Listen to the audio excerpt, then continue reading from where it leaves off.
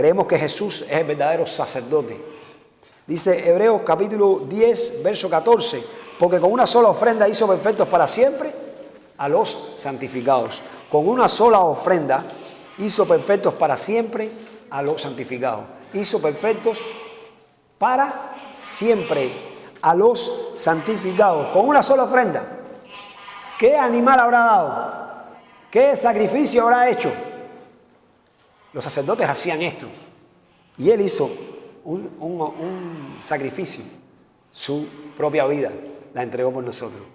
Por eso con una sola ofrenda fue suficiente para hacer perfectos para siempre a los santificados. Si nosotros después de esto tenemos que hacer algo, no fue perfecto lo que él hizo. Y lo que él dijo, consumado es, fue mentira. Si él dijo consumado es, hecho está, es porque él como rey destruyó al diablo y nos liberó. Y es porque él como sacerdote terminó con el pecado de una vez y para siempre. Si tengo que hacer algo para continuar esa obra, entonces no fue terminada. ¿Y quieren que le diga algo? Fue terminada en la cruz porque el Padre el tercer día lo resucitó, confirmando que la terminó. Lo único que necesito es aceptarlo, es creerlo. Y soy libre. Todas las personas son pecadoras. Romanos 3:10, no hay nadie bueno. No hay nadie que esté bien con Dios. Nadie. Todos son pecadores y están separados de Dios. Romanos 3:23. Así lo vimos Romanos 3:10 y 3:23. Usted no es pecador porque ha pecado. Es necesario que se den cuenta. Usted no es pecador porque ha pecado. Usted peca porque es un pecador. Esa es su naturaleza. Usted nació pecador. Y usted no tiene más opción que vivir en pecado. No se engañe más. Reconozca que usted nació en pecado y que usted ha cometido muchos pecados. Y muchos de los pecados que ha cometido los ha hecho a placer. Sea sincero con usted mismo. Así que usted es un pecador, no porque ha pecado. Es decir, usted no es pecador porque ha pecado. Usted peca porque es un pecador. Así nace. Salmo 51:5. He aquí en maldad he sido formado y en pecado me concibió mi madre. Salmo 58:3. Se apartaron los impíos desde la matriz. Desde la matriz están apartados, están separados de Dios, están en pecado. Se descarriaron hablando mentiras desde que nacieron. Por favor, reconozcamos que el hombre no puede arreglar esto y que el hombre es un pecador y que nació en pecado y que el resultado del pecado es la muerte. Génesis 2:17, morirás, morirás. Y el hombre comió y murió espiritualmente, físicamente y eternamente. Así muere el ser humano por el pecado. Romanos 6:23, la paga del pecado es la muerte. La concupiscencia da luz el pecado siendo consumado da luz la muerte. Santiago 1:15. Y Efesios 2:1, Él les dio vida, porque tuvo que Él darnos vida, porque ustedes estaban como muertos en pecado y en delito. Método para solucionar el pecado, la sangre. En el Antiguo Testamento vemos la sangre como el método para solucionar el pecado. Y decimos, la sangre de los animales señalaba la sangre de Cristo, ¿no? Entonces decimos, primero vino la sangre de los animales porque nos estaba llevando a creer en la sangre de Cristo. Ya Dios había determinado antes de la fundación del mundo que el Cristo debía padecer. Ya Dios había determinado que con sangre iba a terminar el pecado. Era el método suyo para terminar con el pecado. Era la sangre el método. Y lo que hace es darnos en los animales como señal de lo que ya Él había previsto que iba a cumplir en el futuro, que fue cumplido por Jesús.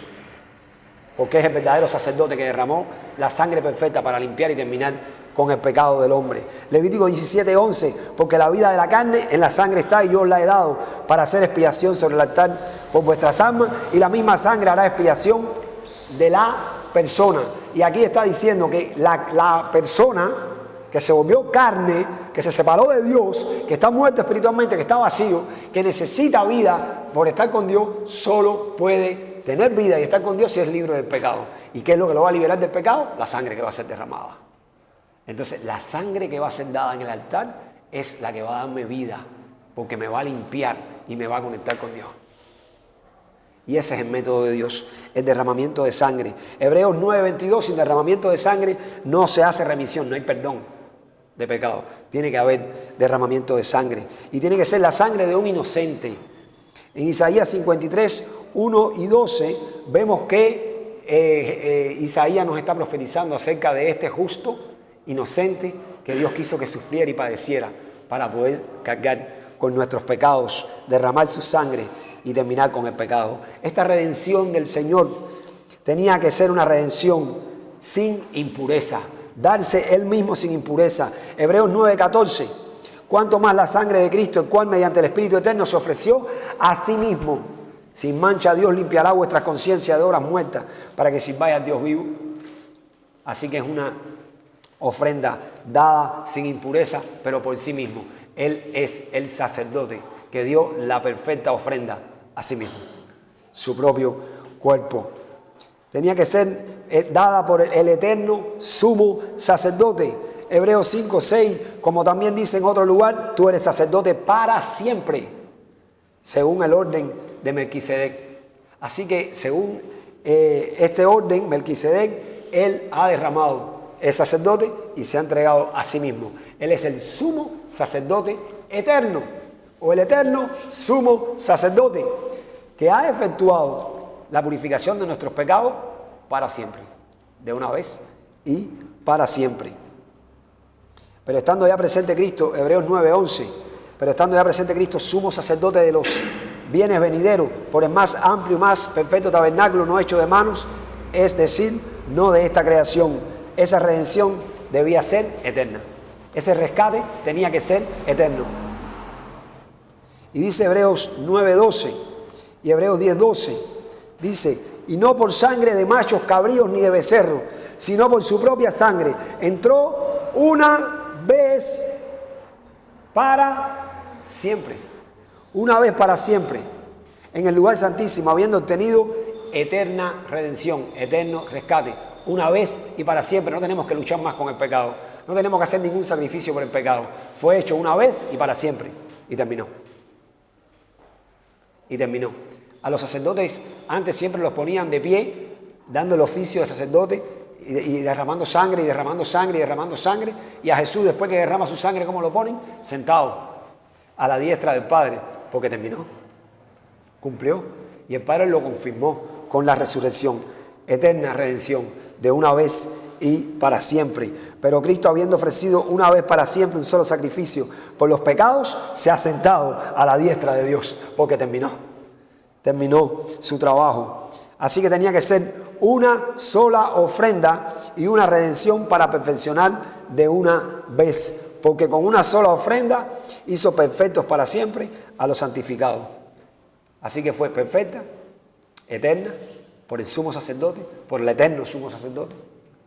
Así debía ser esta redención. Y Jesús fue quien la cumplió. Jesús es el verdadero sacerdote. En Hebreos 7, del 20 al 28, dice así, y esto no fue hecho sin juramento, porque los otros ciertamente sin juramento fueron hechos sacerdotes, pero este, con el juramento del que le dijo, juró el Señor y no se arrepentirá, tú eres sacerdote para siempre, según el orden de Melquisedec. Los sacerdotes venían de Aarón, y entonces un judío decía, él no puede ser el sumo sacerdote, él no puede ser el sacerdote, mi sacerdote, porque mi sacerdote viene de Aarón, y él viene de Judá. Pero él es de la orden ¿de quién? De Melquisedec. Y aquel Melquisedec era rey y sacerdote. Sin padre, sin madre, así sin principio, sin fin. Aquel Melquisedec era entonces ¿qué? Sombra de Cristo. De ese orden él viene. Él es el sumo sacerdote según el orden de Melquisedec. Por tanto, Jesús es hecho fiador de un mejor pacto. Y los otros sacerdotes llegaron a ser muchos, debido a que por la muerte no podían continuar. Mas este, por cuanto permanece para siempre, tiene un sacerdocio inmutable, por lo cual puede también salvar perpetuamente a los que por él se acercan a Dios. Te puede salvar para siempre. Él te puede salvar para siempre. Si por él tú te acercas a Dios. Así que si crees en este Jesucristo, él te acerca a Dios para siempre. Puede salvar perpetuamente a los que por él se acercan a Dios, viviendo siempre para interceder por ellos. Porque tal sumo sacerdote nos convenía, santo, inocente, sin mancha, apartado de los pecadores y hecho más sublime que los cielos, que no tiene necesidad cada día como aquellos sumos sacerdotes de ofrecer primero sacrificio por sus propios pecados y luego por los del pueblo, porque esto lo hizo una vez para siempre, ofreciéndose a sí mismo. Porque la ley constituye sumo sacerdote a débiles hombres, pero la palabra de juramento posterior a la ley, al Hijo, hecho perfecto para siempre. Ese es nuestro gran y eterno sumo sacerdote, Cristo Jesús, el Hijo de Dios. Ahí podemos confirmar esto también en Hebreos 9, del 11 al 14, en Hebreos 9, del 25 al 28, en Hebreos 10, del 10 al 14, y lo vamos a leer. En esa voluntad somos santificados mediante la ofrenda del cuerpo de Jesucristo, hecha una vez para siempre.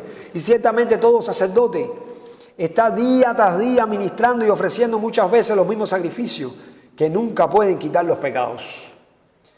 Pero Cristo, habiendo ofrecido una vez para siempre un solo sacrificio por los pecados, se ha sentado a la diestra de Dios. De ahí en adelante esperando hasta que sus enemigos sean puestos por estrado de sus pies. Porque con una sola ofrenda hizo perfectos para siempre a los santificados. Así que creemos en Jesús como el Cristo, porque Él es el verdadero Rey que termina con el poder del diablo en nuestras vidas. Él es el verdadero sacerdote que termina con el poder del pecado, con la culpa del pecado en nuestras vidas y nos da perdón y nos purifica. Por eso creemos que Jesús es el Cristo, porque es el ungido como Rey, el ungido como sacerdote y es el ungido como profeta que resuelve el único problema del hombre.